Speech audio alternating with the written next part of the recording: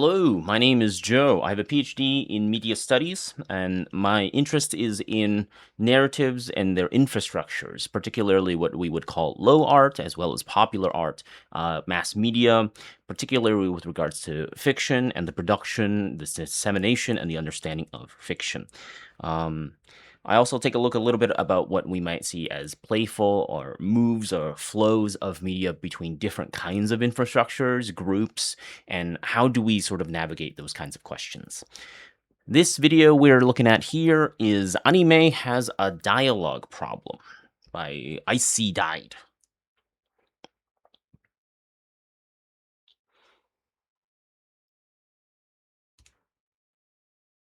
We've watched the anime industry completely redefine the limits of visual storytelling.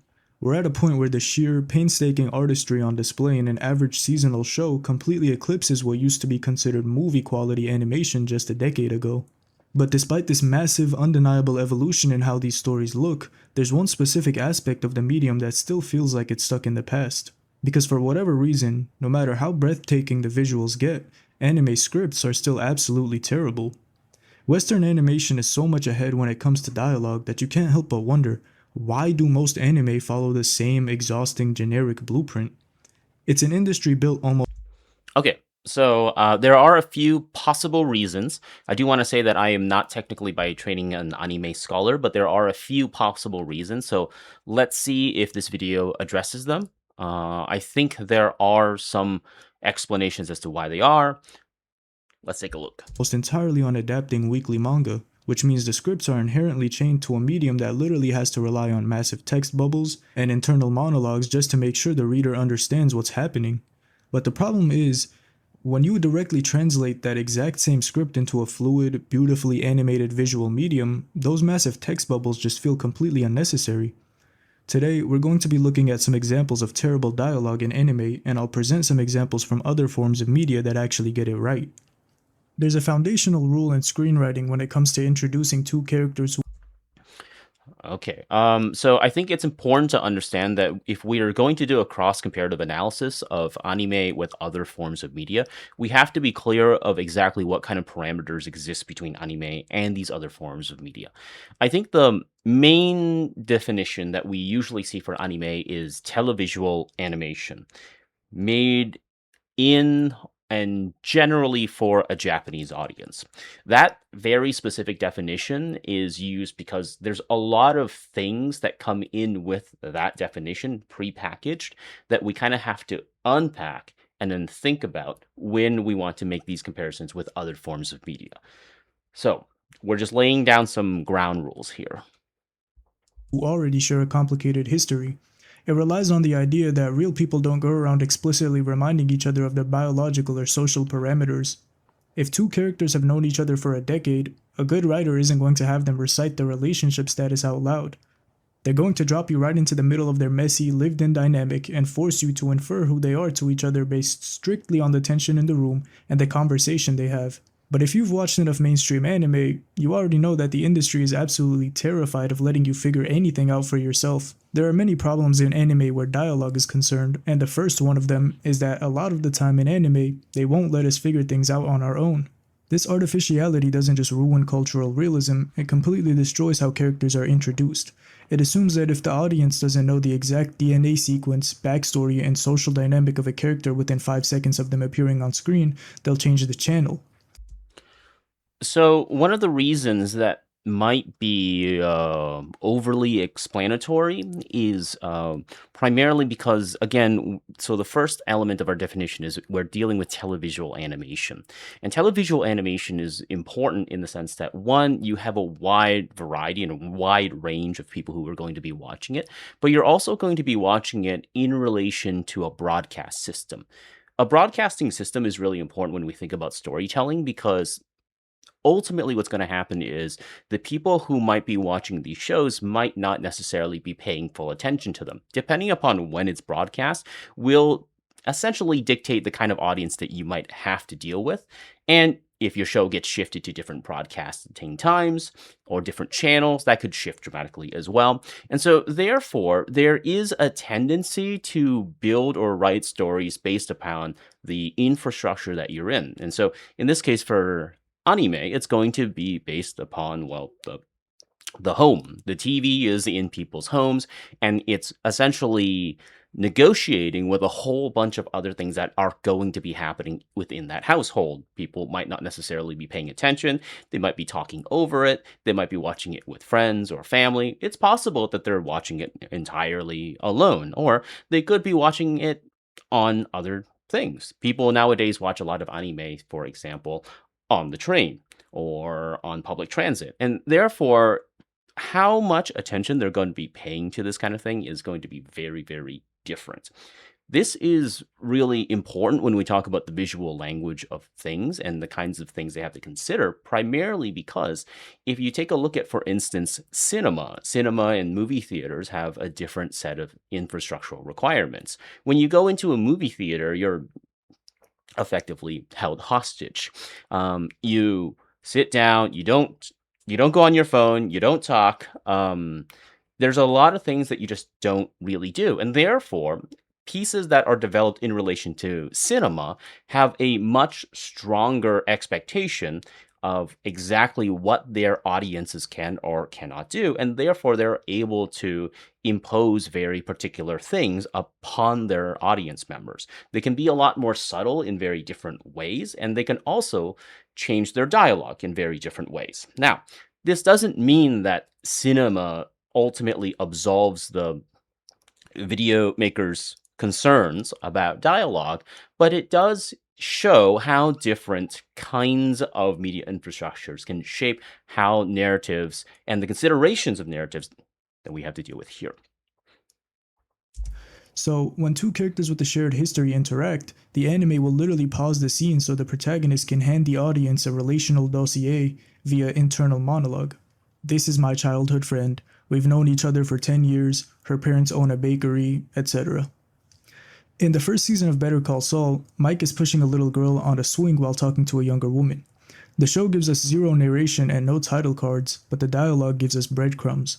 Mike calls himself Pop Pop. He asks how Kaylee is doing, while the camera angle cleverly changes to put the little girl in the foreground. The woman mournfully mentions that Kaylee still asks where her dad is and talks about how her husband Maddie acted strangely right before he died. Finally, Mike apologizes for taking so long to move out west, promising he is here for the duration. The scene goes even further by establishing the world through casual, unexplained. I think one of the things that really sells live action shows is the acting. And what I mean by that is when we think about live action, which I'm not entirely sure why this video is using live action specifically, because live action uses what's called embodied acting. The idea that there is a series or set of organic, true to life things, because you're working with real people, and real people can use a lot of body language, a lot of different cues. They can use the atmosphere to sell particular moods and ambiances and really infer very, very different things. However, when you're talking about that in the context of animation, animation uses what's called figurative acting. So, figurative acting uses a set of character codes that are really based around social cues. You use essentially particular kinds of visual, audio, and narrative beats to set up particular things that have already been set up or are expected by your intended audiences to recognize those kinds of cues. You can see figurative acting used a lot in, say, like theater with very specific kinds of codes and cues, characters doing things in particular ways. There's a particular kind of language that gets developed within media that utilizes figurative acting.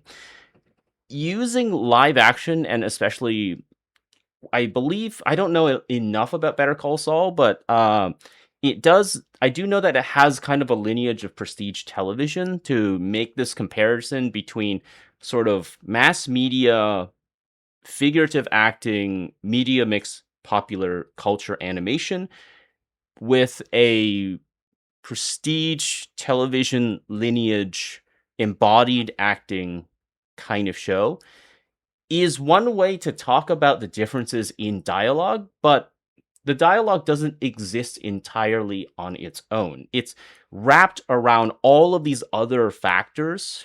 We've got things like lighting, we've got body language, we've got all of these components that can make any particular kind of dialogue feel much better or worse. And I feel like there's a sort of surgical and clinical analysis of the dialogue that doesn't really take into account how all of these other factors can dramatically affect what is being said. Plain jargon. When discussing Maddie, Mike mentions that cops aren't touchy-feely, and he casually suggests an intense phone call Maddie had was probably about a CI or a case. Instantly, we can infer Maddie was a police officer, and Mike likely shares that law enforcement background. And when Stacy gets too close to the truth, suspecting that Mike was the one on the phone with Maddie the night he died, Mike doesn't panic in an internal monologue. He effortlessly pivots the conversation, playing the caring elder and telling her to stop beating herself up. Through this brief conversation Mike and Stacy had, we have learned that the little girl's name is Kaylee, Mike is her grandfather, which would make Maddie his son, Stacy is Mike's daughter-in-law, Maddie's wife, and Kaylee's mother. Mike has recently relocated to Albuquerque, and that he went through a dark, messy period following his son's death where he was absent from their lives, but has recently pulled himself together. And we know that Maddie was a police officer, and we can heavily assume that Mike was one as well.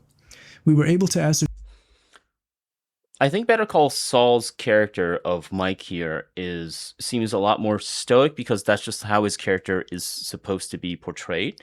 I don't know if it's necessarily a fair comparison to compare what seems to be a very sort of strict character as an example of good dialogue compared to what seems to have been high school teenagers in an animated show. If you want to make a comparison of how that might work in live action television from the West, which again, I kind of caution about these kinds of comparisons, but if you want to make this comparison, you can see similar things happen in, say, for example, The Office. In The Office, characters make a ton of effectively internal monologues because they're doing the sit down faux documentary kind of style. But they are telling you what they're thinking. They're giving you lots of backstory. They're giving you lots of expository information. But people generally don't have an issue with that, primarily because, it's kind of an expected element of the televisual drama for that particular kind of show. These feel a little bit like an apples to oranges comparison at this stage. So I'm not entirely sure why this particular comparison is being made. all of this simply based on the dialogue between the characters and not by the show explicitly stating it to us, which anime tends to do. In Fragrant Flower, when the writer needs to establish that Rintaro's family owns a cake shop, he just narrates that fact directly into the camera lens via his inner thoughts, as well as the fact that he's never told anybody at school about it. Why did we have to hear his thoughts about this? Is this something people usually just think to themselves? So, so anime has a particular kind of lineage from a lot of different kinds of media, but this form of storytelling is quite common in a lot of Japanese popular mass media. It comes from novels. There's a particular kind of novel or storytelling technique called the confessional novel or ishosetsu. And essentially, what those are novels where a particular vantage point or person is a window into a set of lived experiences in which people can talk about very particular things, how they think about things, how they relate to things. This kind of exposition of sorts is a thread from that sort of lineage, and therefore it's again a kind of writing and social cue that the intended audience would probably be quite fine with. Um, there is the argument that this kind of storytelling is kind of breaking apart, but you can see this kind of I wouldn't say overemphasis because that implies that I think it's more than needed, but you can see this strong emphasis on this internalized confessional monologue, this explanation of one's circumstances and positions in things like visual novels. Visual novels have a lot of these kinds of setups. You can also see it in just literary novels. It kind of is a thing in light novels. It's a really common method of storytelling that has a particularly long history. So It's not really a big thing. I think once again, it kind of comes down to a situation of they're running on a different set of rules that the creator of the video just isn't a particular fan of. themselves. The anime could have let us figure this out through the dialogue and character interactions, but instead it just straight up tells us. Rintaro also has an internal monologue summarizing the exact academic standing of both schools and the societal hatred between each other. We don't get to deduce the prejudice, we're just handed a Wikipedia summary of the neighborhood's zoning laws. When you allow the audience to figure out the social dynamics and the character backgrounds through environmental clues and organic interactions, the world feels lived in, but most importantly, it makes you piece things together on your own, which keeps you more engaged while watching. But when a writer insists on spelling out every single societal dynamic through an internal monologue, it strips the world of its atmosphere. You're no longer experiencing a story, you're just listening to a creator read their own pitch document out loud. Exposition is another problem that anime. Again, it really boils down to a bunch of different factors, but the one of them is how much attention is the person paying to this particular story? Because a lot of people might not necessarily be sitting down and giving their full attention, and therefore it might not be entirely possible for writers to get away from this kind of particular kind of storytelling. It has nothing to do with anime. It's more so infrastructure, or the expected infrastructure of how particular stories are meant to be told. On top of that, it could also, once again, just be holdovers from a particular kind of storytelling lineage. Now, I'm not saying it's one or the other. I want to caution against saying that there's always one clear explanation, but there's a bunch of different factors kind of like that that can affect the way in which particular stories are told. Tends to have. Exposition is basically when you explain like the history of a city or the rules of a game the characters are playing, or even a description that isn't being filtered through the characters' actions and thoughts. Not only does anime often expound way too much, it also struggles with how to use exposition properly. In Mashal, Lance Crown is explaining to his classmates that there are different types of magic users: white mages, who excel at scholarship and support magic, and red mages, who excel in combat. On the surface, this might seem fine. The viewer learns something new, since we aren't too familiar with the world at this point of the series. But think about it from Lance's perspective. What reason does he have for telling his classmates this? They live in the exact same world, and this information is something that they should already know. This is an example of exposition being used poorly. So it can really depend upon what the circumstances of particular productions are like. But one of the things that's important to understand is that like anime is especially for more, I would say, more seasonal general anime, it's a lot of it is media mix. A lot of them are media mix properties. And what I mean by that is oftentimes there are other media properties that exist alongside the anime. The whole strength of the media mix system is that you can have multiple vantage points and multiple entry points of a particular piece, and then people go off and then they look for other things. They can, for example, engage in getting stickers or read manga, or I don't know, if there's a game adaptation, they might go into a game adaptation. But the thing here that's really important is that you don't necessarily know which point of the media mix the person actually goes into. There's not a particularly singular holistic thing that acts as the progenitor or the beginner, and then you have to go in this particularly linear fashion. There might be a thing that starts it off. Oftentimes it's manga or light novels or web novels, but the whole point of the media mix is that people should be able to get into a media mix property at any particular point in anything. And then they go into all of these other branching off or parallel narratives. Now, if, therefore, you're trying to get people interested in particular things, you have to make the assumption that they're going to know absolutely nothing about this. And therefore, if you're really stretched on time, it might behoove you to just be very clear about what the show is actually trying to say. Because at the end of the day, these are ultimately things trying to make money. And if you're not particularly clear about what it is that's happening, people might not be invested enough to go off and try and look into other media properties, which oftentimes are the ways a lot of these productions can recoup their costs. Think about it this way.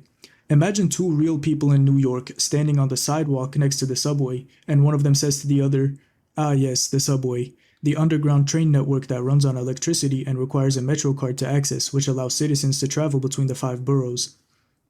You see how ridiculous this sounds?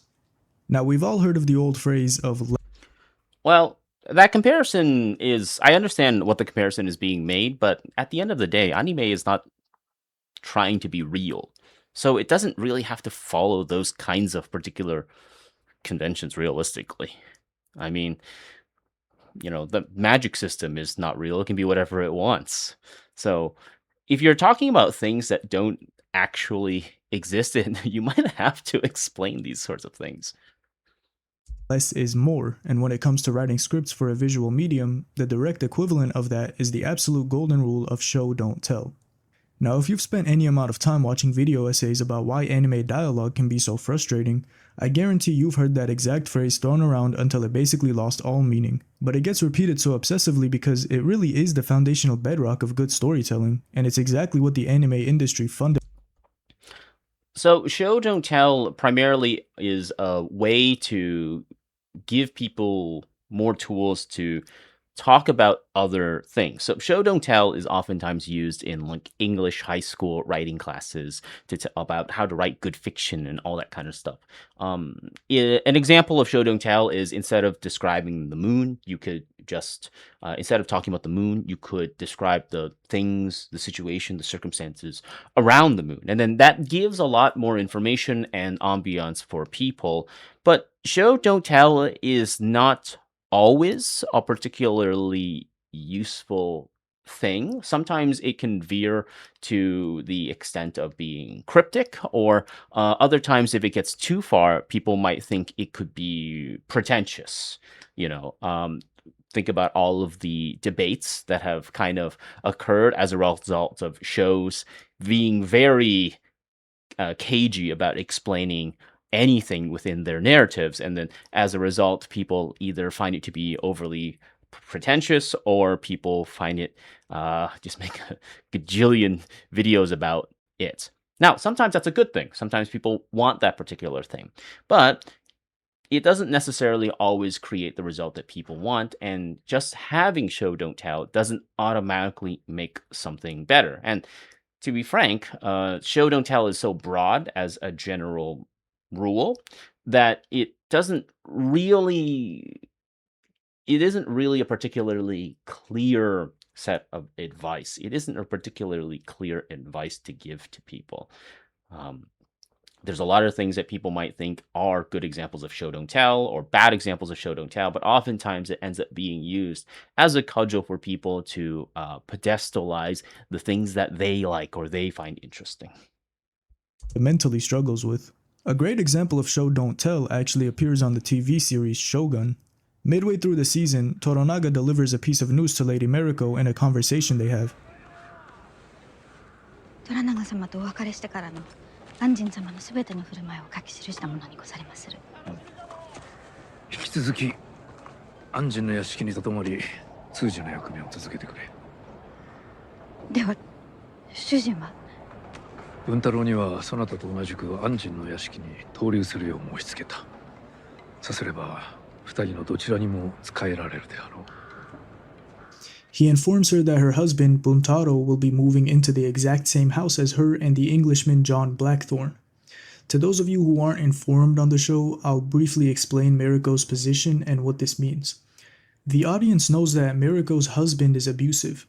We know that as far as she knew, Buntaro was allegedly killed in an ambush not too long ago. We also know that in the aftermath of that supposed death, she became romantically entangled with John Blackthorne. After this romantic entanglement, Mariko learns that her husband was in fact still alive. So you see, when Toronaga told her that Buntaro would be living with them, the audience can infer, based on Mariko's reaction, how she truly felt about this situation without her needing to go on a monologue. The writers trust that we watched the previous episodes. They trust us to do the math on our own. If a standard anime studio directed this exact scene, we all know precisely what would happen. Time would freeze, the camera would zoom in on Mariko's violently shaking pupil, her internal monologue would immediately kick in.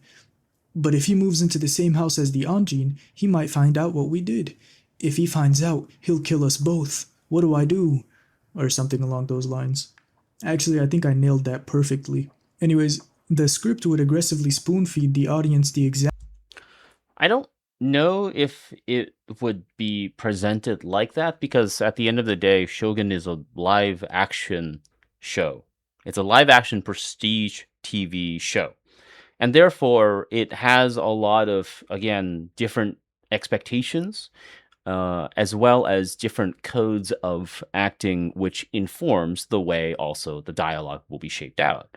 One example is recently I've been watching Bayside Shakedown. Bayside Shakedown is a cop drama from the Heisei period, and it straddles between comedic and a little mysterious, but it's also a personal drama. And Bayside Shakedown is a Japanese TV show, and it doesn't have the anime kind of zoom in hallmarks because it's not a show that's building its code around figurative sets of manga, anime, popular mass media in that sense. It has a different set of expectations and draws, therefore, on a different set of codes. And it has a lot of very muted character acting, just like how you would see in something like Shogun, you know?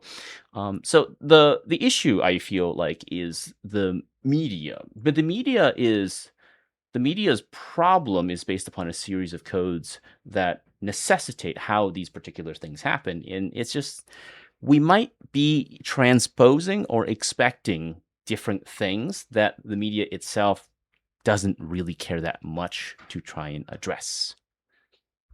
implications of this plot point. On a different note, notice the tone of their conversation. It's somewhat stiff and deeply professional, but unlike the childhood friends in Blue Box who speak like HR representatives for absolutely no reason, the professionalism here is earned. This segues into my next gripe about anime dialogue: the flow of casual conversation, which is probably the main problem I have. There's a big structural issue with how anime characters interact on a basic interpersonal level. They often sound like aliens trying to mimic human speech, so to speak. In an anime like Blue Box, you'll have two high schoolers who have been friends for months and literally live in the same house, yet they routinely converse with the stiff, hyper polite rigidity of middle management HR reps negotiating a corporate contract. There's no overlap in their speech or any sort of messy, casual shorthand. Aren't you staying at the apartment? Yeah, but I left a few things behind. Oh, okay. And then there was something that I wanted to say to you. You weren't there this morning. Yes, I was. But Haru made me go on a run with him. Haru did? Actually, the one who wasn't there was you. Well, I got on the wrong train by accident. So you... But I ran to school from the station. I was right. We have gotten closer. Well, we'll try again tomorrow. See you then. Alright, let's get some direct insight into what Taiki is thinking at this moment, as if his expression and what Chinatsu said earlier doesn't already explain that. I'm sure I don't need to explain how unrealistic this conversation feels. It's almost like both of these characters are taking turns choosing a single dialogue option in a video game. Not to mention the tone of their speech is unnecessarily formal. Now, you could argue that equating realistic dialogue with good dialogue is a massive fallacy. You could bring up writers like Tarantino, Sorkin, or even Shakespeare, and argue that nobody in the real world speaks in the rapid-fire, flawlessly witty, overlapping paragraphs of a Sorkin script. Nobody in the real world goes on a perfectly articulated tangent about cheeseburgers before executing someone in an apartment like in Pulp Fiction. These are examples of unrealistic dialogue as well, but most people wouldn't consider it a bad thing. Exaggeration and dramatization are quite literally the point of animation. That is correct. Stylized dialogue is fantastic. But if you defend the stiff... I think it's interesting that there's the example of Your Name that's being used here, or, Your Name is the B-roll, but there's not a discussion, as far as I can tell, about shows like anime movies, because Your Name is a really good example where it's not overly explicit about everything that's happening. It's quite subdued in a lot of ways, and I feel like the creator might find Your Name to be a good example of how dialogue can be quite subdued in this sense, because at the end of the day, a lot of the film revolves around figuring out what things are and what the disaster is. So, hyper-polite conversations between Taiki and Chinatsu by saying, well, it's just a stylistic choice, you have to ask yourself, what is that style actually achieving? Blue Box isn't some heightened, absurd crime thriller. It's not a sprawling fantasy epic. It's a grounded slice of life coming-of-age romance. The entire foundation of the genre relies on emotional authenticity. We're supposed to be watching two people drop their guards, become vulnerable, and bridge the gap between them. When you have two teenagers who live in the same house and have known each other for a while and spent 20 plus episodes trying to develop their relationship, but they still speak to each other as if they were strangers, that's not an artistic stylistic choice. That's a writer who doesn't know how to write messy human intimacy, and ultimately the conversations between them become repetitive and boring. Another common defense that I'll inevitably see brought up is that it's just Japanese culture. They'll point out that Japan has a complex linguistic system of honorifics, social hierarchies, and a cultural emphasis on reading the room. And on the surface, that's a completely fair point. We are watching translated media after all. Applying Western conversational expectations to Japanese teenagers in Tokyo is a failure of media literacy. Except that defense completely falls apart the second anime leaves Japan. Let's take a look at Vinland Saga, which is a story about Vikings and is initially set mostly in England in 1013 AD. These characters are not Japanese, they aren't navigating the Tokyo school system, yet their conversations still operate on the exact same Japanese social cadences. You still have Viking warriors acting flustered, gasping in that specific anime way, over-explaining their honor, and engaging in the exact same stiff turn-based conversational structure you see in a high school rom-com. Good morning. It's a nice day, isn't it? Oh, yes. Good morning. It is quite lovely today. Are you here to watch too?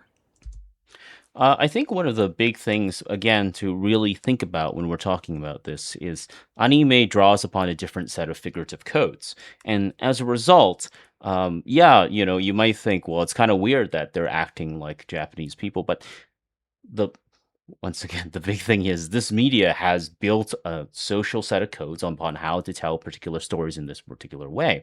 And it's not that they don't know how to write stories, it's that the medium and the social culture around it has developed these particular kinds of codes, and it continues onwards, and it kind of just continues from this. Go ahead. I've just finished up myself. Oh, no. Yes, I mean, sorry. What I'm trying to say is thank you. But you can still take your time if you want. It's not like washing this face will do it any favors. I don't think that's true at all. In fact, I think you have a handsome face.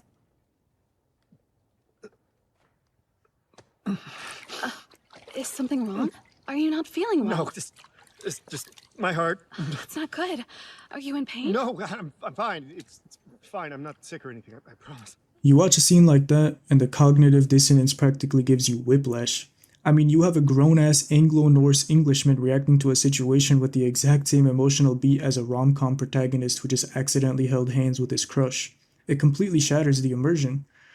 I find Shogun to be a great reference to use in comparison because A, it's not an anime, and B, it takes place in Japan. Shogun is brilliant because the writing actively acknowledges how radically different cultures communicate. When the Japanese characters like Toranaga speak to one another, the dialogue is steeped in historical Japanese formality. It's entirely built on subtext, rigid politeness, and reading between the lines. But then you have John Blackthorne, the English pilot, who does not speak like them. He's brash, interrupts often, and speaks in blunt, aggressive, direct statements. The friction of the entire show comes from these two entirely different conversational styles colliding. Blackthorne doesn't magically adopt the conversational rhythm of a samurai just because he stepped foot in Japan. Now let's be fair, you could easily poke a hole in this comparison.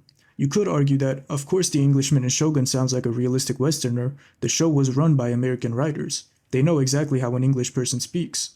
And the Japanese dialogue was famously overseen with meticulous detail by the lead actor and producer Hiroyuki Sanada, who essentially acted as a cultural gatekeeper to ensure absolute historical accuracy.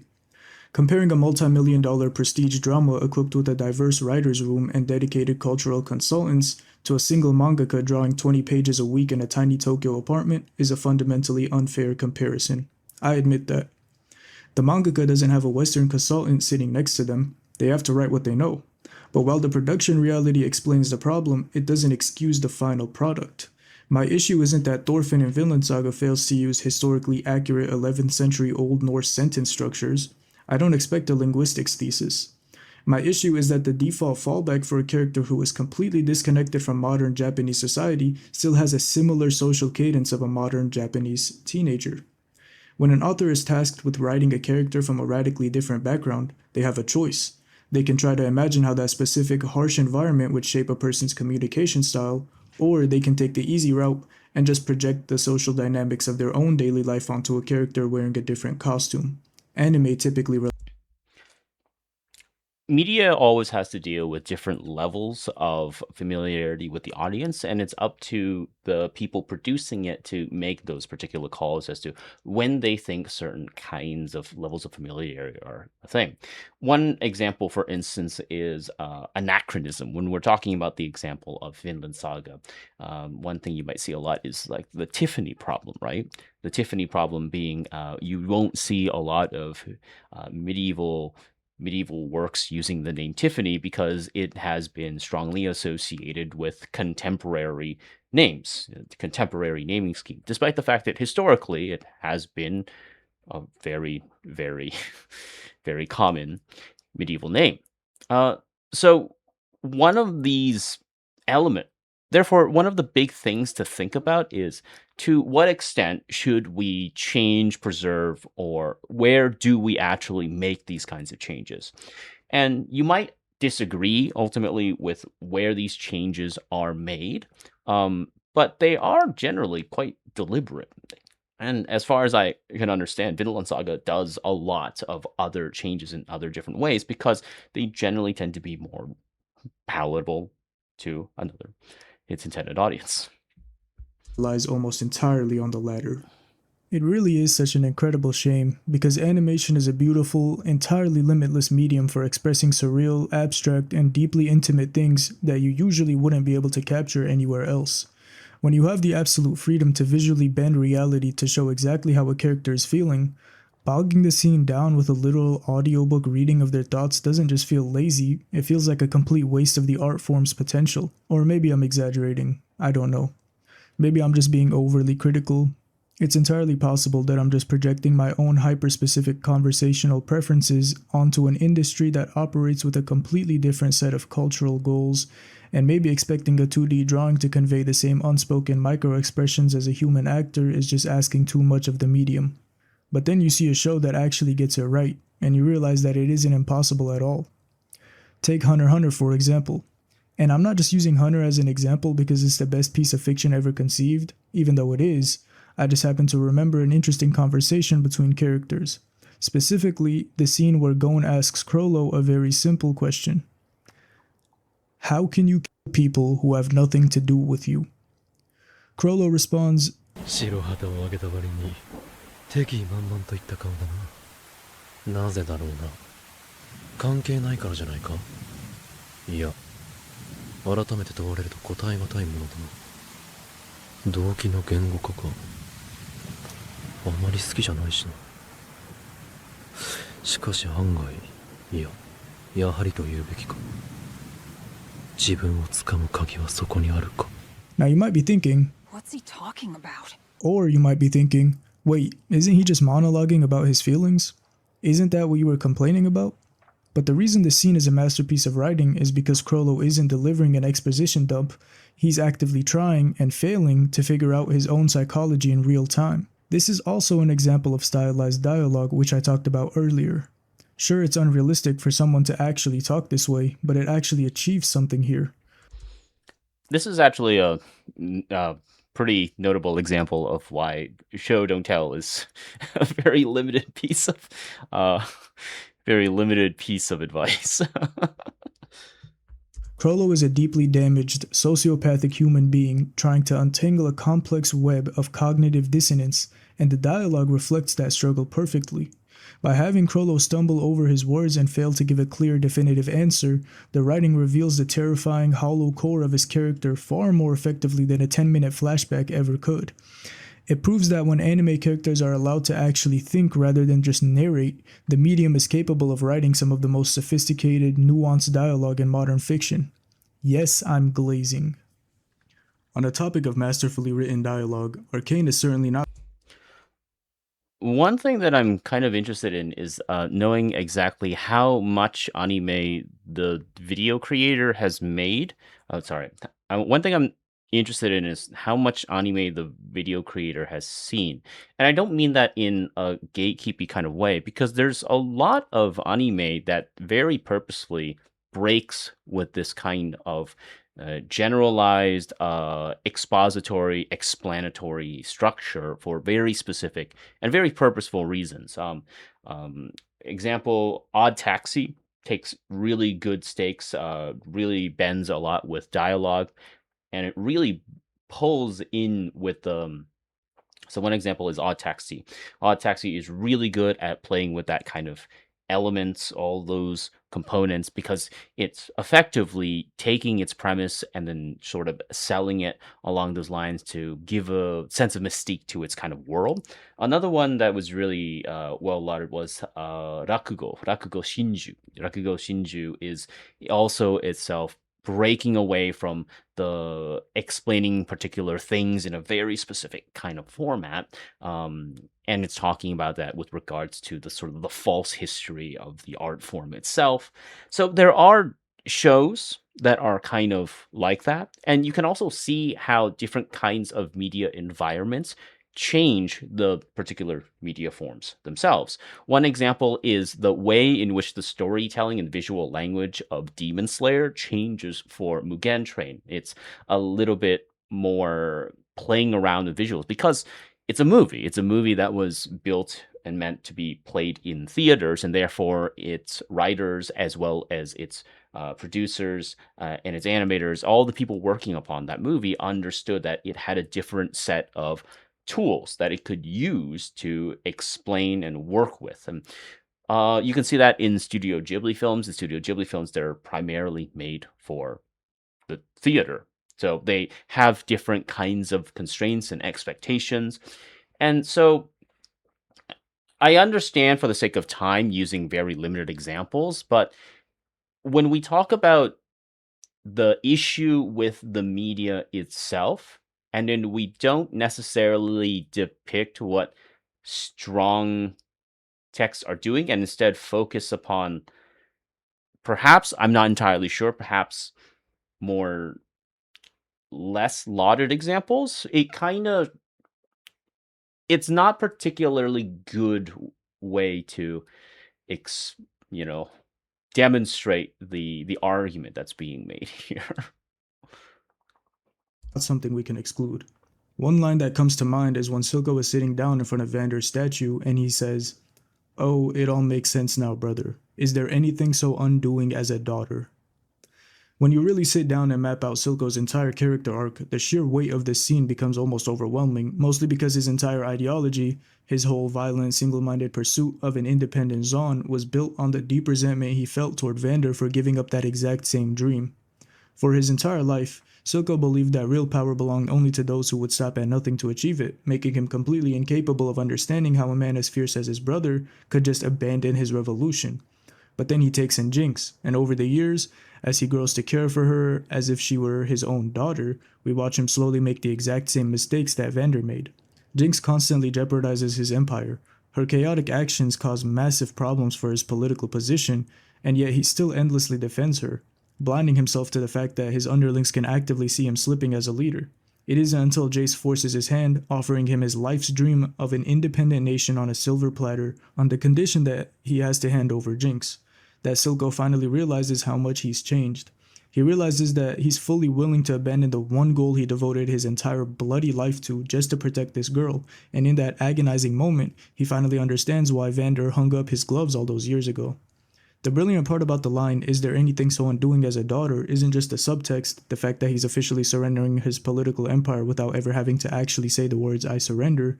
It's the deeply tragic irony of the specific word the writers chose to use. The word undoing is a polysemy, which means it contains multiple meanings.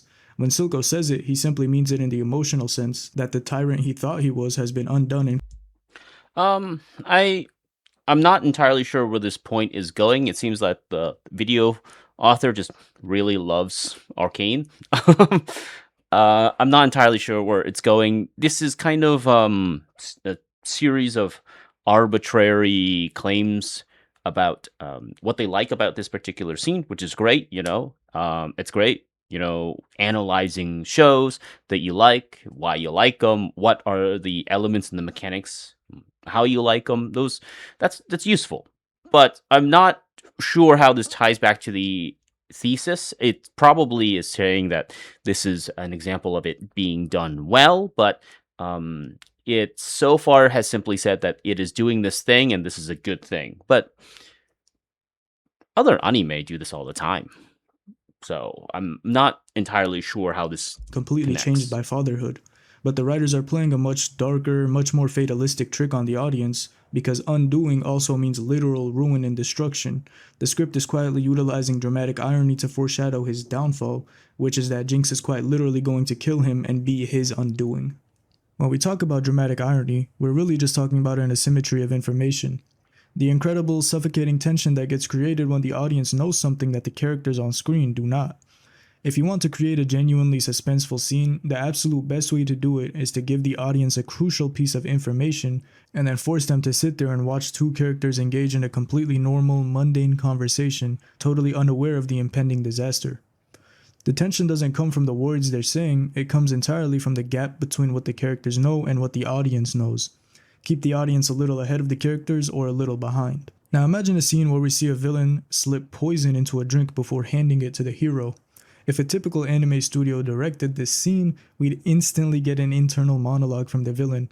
Heh, sorry man, but the juice I gave you contains a powerful laxative. One sip and your guts will be on a non-stop roller coaster for 3 days. Now you might think I'm just building up a ridiculous, exaggerated strawman argument to make anime look bad. But this exact literal scenario plays out in the very first phase of the Hunter exams in Hunter x Hunter. Tompa, a veteran exam taker who we don't know anything else about, walks up to our 3 completely naive protagonists and generously offers them some perfectly innocent looking cans of orange juice to celebrate their arrival.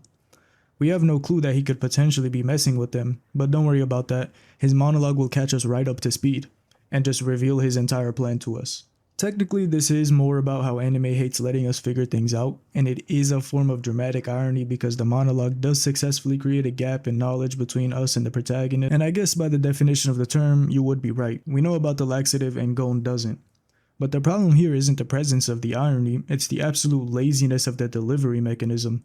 When you build dramatic irony organically, like showing a shot of Tompa slipping a vial of liquid into the cans while his back is turned, the tension is born entirely from the silence of the visual. You're letting the audience discover the danger for themselves, but when you forcefully pause the scene to have the villain explicitly explain the mechanics of the trap through an internal monologue, it completely destroys the real-time pacing of the moment. It turns what should be a highly suspenseful, life-or-death psychological game into a heavily narrated tutorial sequence.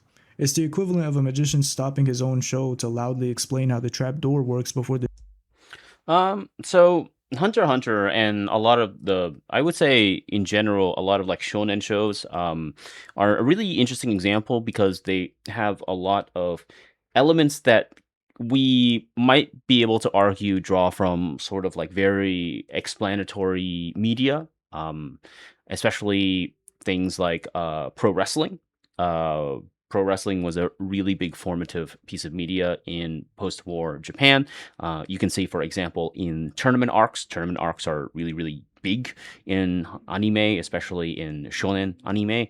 And so these particular things, I would say, is probably less laziness and more so a particular, again, kind of set of conventions and codes that are drawing back to a particular kind of lineage upon which is just being replicated here. This is a form of what we would call like citation, which is drawing reference back to a thing, playing around with it, or perhaps not playing around with it, or using it, and then just continuing this particular line. Now, you might say that you're not a fan of this, which, it's totally fine, but at the end of the day, also, it's really important to remember that necessarily it's probably not laziness. It's like how people draw upon different conventions within storytelling in other media as well. Another one is, doing dramatic stares, delays, anything that has anything to do with video games and those elements, those are different ways in which these kinds of things come out. And I'm not saying that you can't not like the way that it's being used, but I am saying that there are reasons sometimes, not always, but there are reasons sometimes why these particular conventions persist and how they kind of happen. And that's not even getting into the general idea of how we actually consume anime. Most people, for example, don't consume anime like the televisual ambient media that it oftentimes gets produced as. They consume anime as a thing that you sit down and you pay attention to. This is actually quite important in the sense that when you think about how people watch anime, they might be watching it with subtitles. And the community has a big history of watching it with subtitles. And the reason why this is important because televisual animation, as it is produced for a Japanese audience, would be negotiating with a whole bunch of other things that would be existing within the space of the Japanese living room or the Japanese subway or wherever they would be watching these particular shows. But if you're watching anime, you probably might be watching it with subtitles. You might be paying attention to it. You might be functionally ingesting it like you would cinema, where you're sit down, you're captive, because the language and the mechanics of the show based around that language is effectively creating a pseudo environment where you are being captive. You've got to pay attention to the subtitles to really focus in what's going on. However, if you sort of like move in and out of the show like ambient media, like as in television, it might feel a little bit different. I mean, think about Western animation. Western animation has a lot of moving in and out as well because it's built for TV. Like, for example, if we're going to talk about the internal monologue, we can use an example like Homer Simpson crashing his car, and then he asks what else is going to be open late at night, and then he says it's a pornography store. I was selling pornography. I was buying pornography. That internal monologue is specifically the thing that is meant for that joke because it has to explain that joke.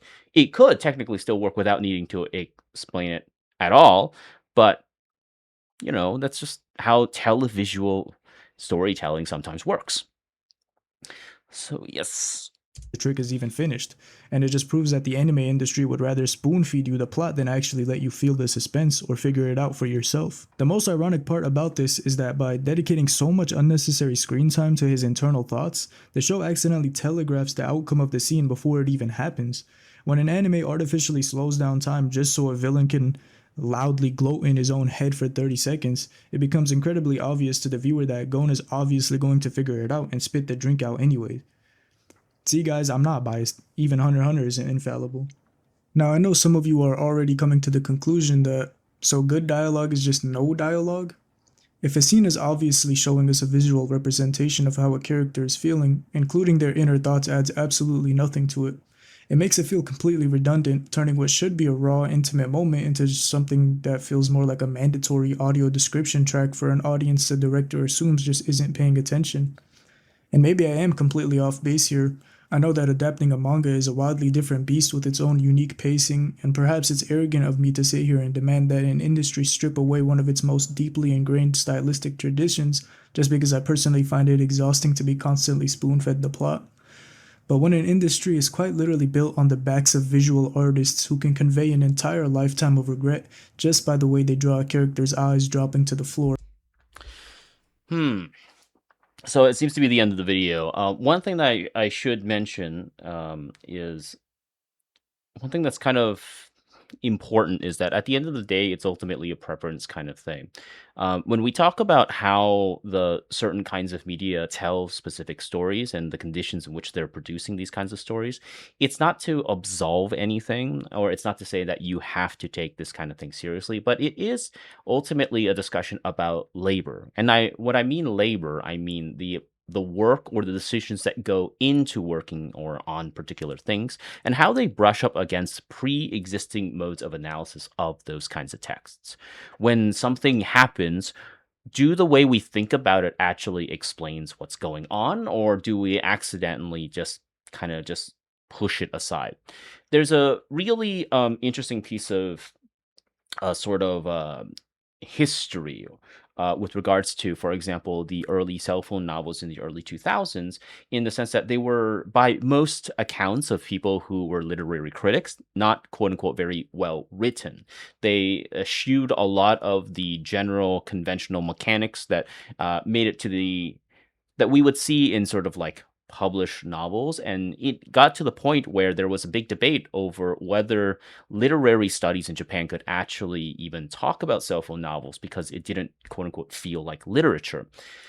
However, a lot of material was built out of those cell phone novels. And it wasn't simply because they're bad, but the pre-existing frameworks that we're using to talk about those things just didn't sufficiently address the conditions and reasons why particular kinds of storytelling beats or mechanics or ideas were used in particular ways.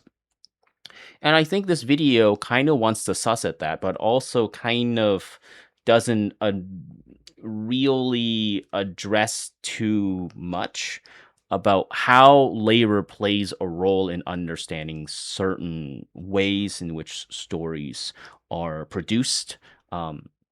It also, I wish there would be more of a comparative analysis between Western televisual animation and Japanese televisual animation, because at the end of the day, we're talking about anime in terms of, Japanese televisual animation, and it's only one or two examples as far as I can tell. But a lot of the stronger or a lot of the lauded sort of anime that we would see today, things like Studio Ghibli, right, are itself, very, very different. And therefore, the question becomes, do these criticisms still apply? I mean, we could, for example, take a look at a lot of different Western animation and then say, well, there is this problem in Western animation, but we don't necessarily know how indicative of it. Now, you might say, somebody who comes across this video might say, well, I know it's a problem. I see it all the time. But at the end of the day, those are your experiences, which are fine. But we are not talking about my experience with anime and its dialogue. It's ultimately a claim that anime as an objective device, this thing out there, has this problem. And maybe it's just doing it for, the sick YouTube views, but it's just something to think about. Yes. That's it.